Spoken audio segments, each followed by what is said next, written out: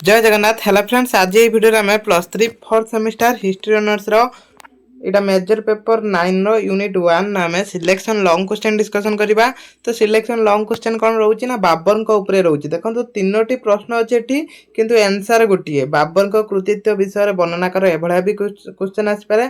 बाबर किपरि भारत रे मुगल साम्राज्य प्रतिष्ठा करथिले वर्णना कर ई क्वेश्चन भी आसी पारे। तो तीनोटी क्वेश्चन गोटिए क्लास रे हमें कंप्लीट करचंती। तो क्लास टी बहुत इंपोर्टेंट रहिबो। एई प्रश्न बाबर को ऊपर जहाँ भी हो क्वेश्चन आसीबो हैला। 8 मार्किया 5 मार्किया क्वेश्चन 100% आसीबो। तो क्लास टी को समस्त फुल अटेम्प्ट करंतु। भारत इतिहास रे मुसलमान राजत्व काल को दुई भाग रे विभक्त करा जाय। जो भारत इतिहास रे रहिछि मुसलमान राजत्व काल को हमें केते भाग रे विभक्त करथांती ना दुई भाग रे विभक्त करिथांती। तो से दुई भाग कोन कोन गुटे हला सुल्तान युग आ गुटे हला मुगल युग। तो एक मार्किया प्रश्न पचारने एटा मन रखथिबे लिखिबे। तो दुई भाग कोन कोन प्रथम तो हमें दुई भाग रे विभक्त कले गुटे हला सुल्तान युग आ गुटे मुगल युग। 1206 ख्रीष्टाब्द रे कुतुबुद्दीन ऐबक राजत्व काल रु आरंभ होई 1726 ख्रीष्टाब्द पर्यंत दीर्घ 320 वर्ष साम्राज्य स्थापन पाई बाबर को पाखरे थिला। एटा 1526 हबो हला। एटा 1726 लिखिछि। एटा तो सेमानकर तान टाइपिंग मिस्टेक हेछि। तो एटा 1526 हबो। 320 वर्ष हमर सुल्तान राजत्व होइतिला। तो केबे कुतुबुद्दीन ऐबक सेटा आरंभ करथिले 1206 रो आ शेष करथिले 1526 रो किए ना इब्राहिम लोदी। माने जोटा बाबर कोन करथिले भारत को आक्रमण करथिले आ बाबर जो इब्राहिम लोदी को परास्त करिकि से मुगल साम्राज्य प्रतिष्ठा करथिले। तो एटा टाइपिंग मिस्टेक हेछि सेमानकर 1526 हबो।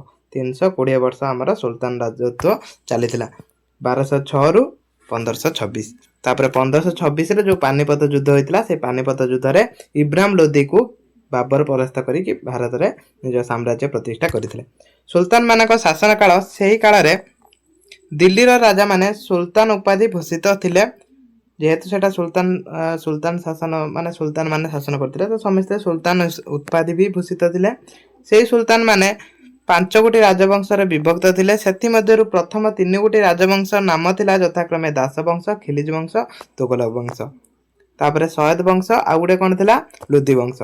एही तीन वंशर सुल्तान माने थिले तुर्की जातीय मुसलमान। एही जो प्रथम तीनोटी वंश शासन करथिले प्रथमे दास वंश, तापरे खिलिज वंश, तापरे तुगलक वंश। तो एमाने थिले कोन ना तुर्की मुसलमान। तो क्लास टे ध्यान देकी सुनंतु, निहाती भाबरे मन रहइबो। पढिबा ठार सुनिबार अधिक मन रहइबो। शेष दुईटी राजवंश नाम थिला सयद वंश आ गुटे लोदी वंश। एठी देइछि गुटे आ गुटे थिला सयद वंश, लास्ट थिला लोदी वंश। लोदी माने दुर्बल थिले, तेणु कोन करथिले बाबर तांको आक्रमण करिकि इब्राहिम लोदी को हरैकि मुगल साम्राज्य प्रतिष्ठा करथिले। सयद माने निजको इस्लाम धर्मर प्रवर्तक हजरत मोहम्मद वंशधर बोली कहउथिले। ए जो सयद माने थिले से निजो कोन कहउथिले ना इस्लाम जो इस्लाम धर्मर प्रवर्तक किए थिले मोहम्मद को वंशधर बोली से कहउथिले। लोदी माने थिले अफगान जातीय मुसलमान। तो देखंतु या एंक भितर डिफरेंस कोन रहिला एठी लक्ष्य करंतु। देखो क्लास टी फुल अटेम्प्ट करने सब आपण जानि परिके कोन डिफरेंस रहउची। ए जो तीनोटी वंश प्रथम थिला तो एमाने को वंश रे थिले एमाने तुर्की जातीय मुसलमान थिले। किंतु एमाने जो दुईटी वंश रहिले एमाने अफगान जातीय मुसलमान थिले। तो एटा होची तांको भितर डिफरेंस थिला।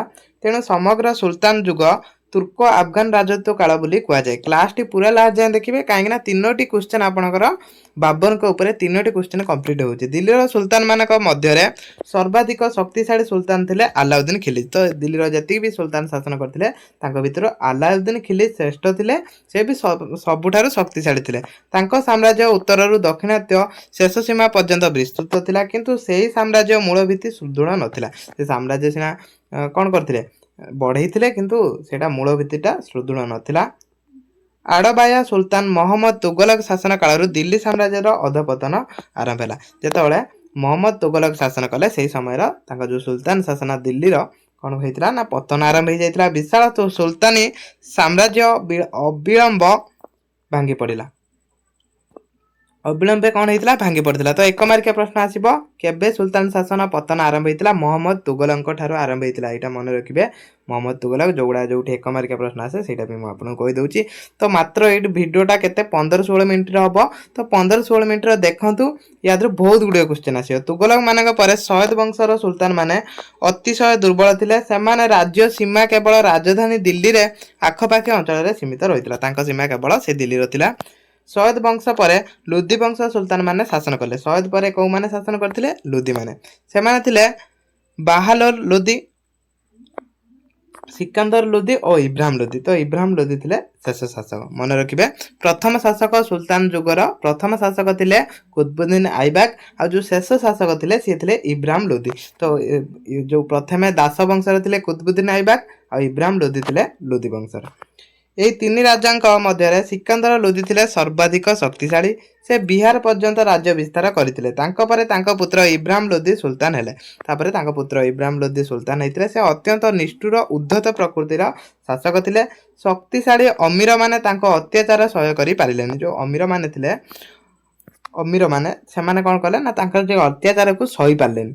କାହିଁକି ନା ଇବ୍ରାହିମ ଲୋଦି ନିଷ୍ଠୁର ଥିଲେ ଆଉ ଉଦ୍ଧତ ଥିଲେ। ତ ତାଙ୍କ ସେ ଅତ୍ୟାଚାର କରୁଥିଲେ, ସେ ଅତ୍ୟାଚାରକୁ ସେମାନେ ସହି ପାରିନଥିଲେ। ଫଳରେ ଇବ୍ରାହିମଙ୍କ ବିରୁଦ୍ଧରେ ଷଡ଼ଯନ୍ତ୍ର ଆରମ୍ଭ ହେଲା। ଇବ୍ରାହିମଙ୍କ ଘନିଷ୍ଠ ଆତ୍ମୀୟ ମାନେ ମଧ୍ୟ ସେଥିରେ ଯୋଗ ଦେଲେ। ଶେଷରେ ପଞ୍ଜାବ ଶାସନକର୍ତ୍ତା ଦୌଲତ ଖାଁ ଲୋଦି ଓ ସୁଲତାନଙ୍କ ନିଜ ପିତୃବ୍ୟ ଆମଲା ଖାଁ ଲୋଦି ଷଡ଼ଯନ୍ତ୍ର ନେତୃତ୍ୱ ନେଲେ। ସେମାନେ ଇବ୍ରାହିମ ଲୋଦିଙ୍କୁ ସିଂହାସନଚ୍ୟୁତ କରିବା ପାଇଁ ଉଦ୍ୟମ କଲେ। ତ ସେମାନେ ଇବ୍ରାହିମ ଲୋଦିଙ୍କୁ ସିଂହାସନରୁ କେମିତି ବିତାଡ଼ିତ କରିବେ ସେଇ ଉଦ୍ୟମ କରିଥିଲେ। ସେ ଉଦ୍ଦେଶ୍ୟରେ ସେମାନେ କାବୁଲ ରାଜା ବାବରଙ୍କୁ ଆକ୍ରମଣ ପାଇଁ ନିମନ୍ତ୍ରଣ କରିଥିଲେ। ତ ଏମାନେ କଣ କରିଥିଲେ ନା ବାବରଙ୍କୁ ଡାକିଥିଲେ କାହାକୁ? ଇବ୍ରାହିମ ଲୋଦିଙ୍କୁ ପରାସ୍ତ କରିବା ପାଇଁ। ବାବର ମଧ୍ୟ ସୁଯୋଗ ଖୋଜୁଥିଲେ, ସିଏ ବି ଗୋଟେ ସୁଯୋଗ ଖୋଜୁଥିଲେ ଭାରତର ଶାସନ ପ୍ରତିଷ୍ଠା କରିବେ କେମିତି, ସୁଲତାନ ମାନଙ୍କୁ ହଟେଇକି ସିଏ ନିଜେ କଣ ଦିଲ୍ଲୀର ସମ୍ରାଟ ହେବେ।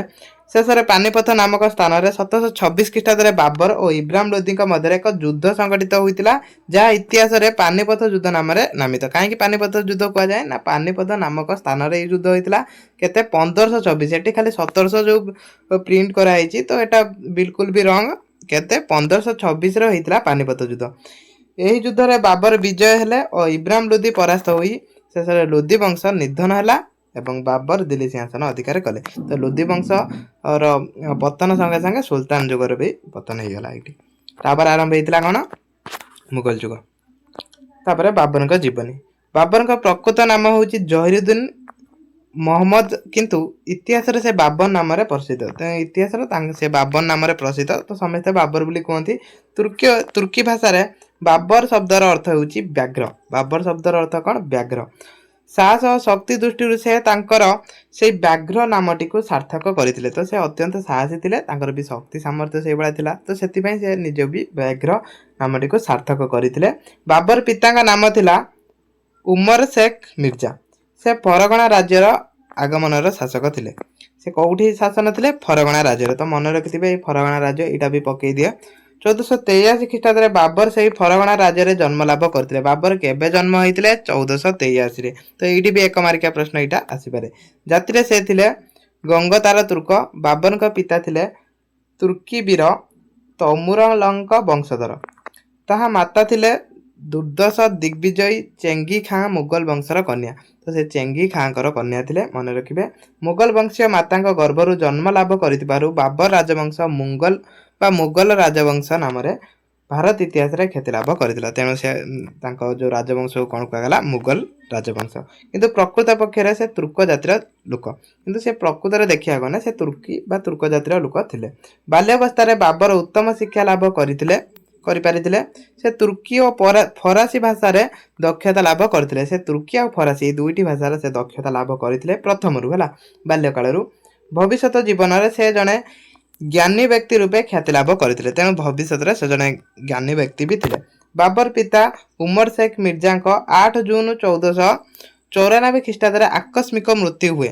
ତାଙ୍କର ହଠାତ୍ ମୃତ୍ୟୁ ହୋଇଗଲା। ତାପରେ ବାବର ଫରଗଣାର ସିଂହାସନ ଆରୋହଣ କଲେ। ଯେତେବେଳେ ତାଙ୍କ ପିତାଙ୍କର ମୃତ୍ୟୁ ହେଲା, ତ ପୁଅ କଣ କରିବ? ସିଂହାସନ ଆରୋହଣ କରିବ। ତ ସେଇଭଳିଆ ବାବର କଣ କରିଥିଲେ? ସିଂହାସନ ଆରୋହଣ କରିଥିଲେ। ସେତେବେଳେ ସେ ଥିଲେ ମାତ୍ର 15 ବର୍ଷ ବୟସର କୋମଳତି ବାଳକ। ସେ ମାତ୍ର 15 ବର୍ଷର ବାଳକ ଥିଲେ। ତାଙ୍କୁ ବାଧା ଦେଇଥିଲେ ତାଙ୍କର ଦୁଇ ମତୁଳ ମହମ୍ମଦ ମିର୍ଜା ଓ ମାହମୁଦ ଖାଁ ଫରଗଣା ରାଜ୍ୟ ଅଧିକାର କରିବା ପାଇଁ 1294 ଖ୍ରୀଷ୍ଟାବ୍ଦରେ। ଏଇଠି ଦେଖନ୍ତୁ, ଏଇଠି ପୁଣି ମିଷ୍ଟେକ୍ ହେଇଛି, ଏଇଟା 1494। ତ तो बहुत गुड़े टाइपिंग मिस्टेक होती तो से कहनी क्लास टी लास्ट जाए देखो बुझीपारे आक्रमण करते सी से आक्रमण करते सी कौन निज अधीन को नापी सौभाग्यवशतः बाबर तांको अनुगत संबंध और प्रजा मान सहायता उभय आक्रमण को प्रतिहत कर से राज्य विस्तार कर अभिलाष हृदयंतर स्थान पाई तेणु से निजर छोट राज्य को नहीं संतुष्ट हो पारि नथिले से कौन निजर छोट राज्य को नहीं संतुष्ट हेलेनी तांकर दृष्टि पड़िथिला तांकर पड़ोसी राज्य समरकंद उपरे यह से 1497 ख्रीष्टाब्दरे यहाको अधिकार करथिले मध्य बेसी दिन निज अधीन रे रखि पारि नथिले तांकर दुर्नीति उपस्थित होइतिला फल से उभय समरकंद और निज राज्य फरगଣା हराई से होइतिले आश्रयहीन भ्राम्यमान एक साधारण व्यक्ति फल कौन करते ना से दुईटी जाक राज्य जोटा समरकंद और राज्य जोटा थिला फरगଣା ए दुईटी जाक से हरैथिले एपरि अवस्था तांकु बहु अनुगामी तांकु परित्यक्त करथिले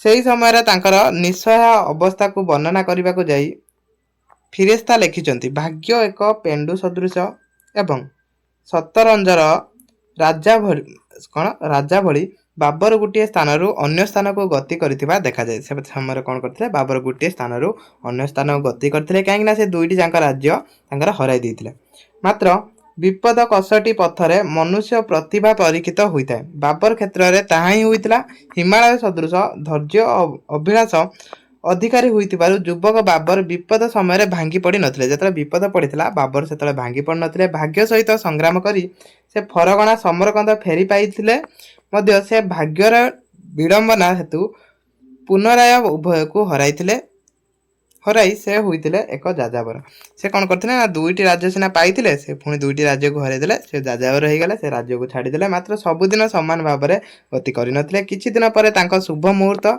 सुप्रभाव होइतिला जेतले किछि दिन सबुदिन टाइम खराब नथाय तापर तांको भल समय भी आस्तिला काबुल राजा मृत्यु पर सेठार अराजकता विंशुकला घनघटा यार राजनैतिक आकाश को आच्छादित करथिला जेतले सेठी अराजकता देखा जायतिला सेठी कोन बाबर को गोटे सुजोग मिलितिला तार सुजोग नै बाबर 1504 ख्रीष्टाब्दरे काबुल सिंहासन अनाशयर अधिकार कर निज पाई अस्थायी हासिल करथिला कोन एठी 1704 सब लिखाई एटा 1500 हबो हला जोठी 17 लिखाई सेठी 15 हबो काबुल सैन्य बाहिनी सहायता 1505 ख्रीष्टाब्दरे कांधार जय करी मात्र केतोटी सप्ताह पर पुनराय ताको हराई बसैला पुणी ताको कौन हराई बसीथिले एहीपरि संकटजनक परिस्थिति पारस्य सम्राट इस्लाम सेफेरी बाबर को अनुरोध रक्षा करी सहायता हेबाकू हिराट कौन बदत्यसान समरकंद बुखार यही सब स्थान को कौन करथिले जय करिपारिथिले हेले कौन हेबो विधि विधान थिला अन्य प्रकार एगुड़िक उपरे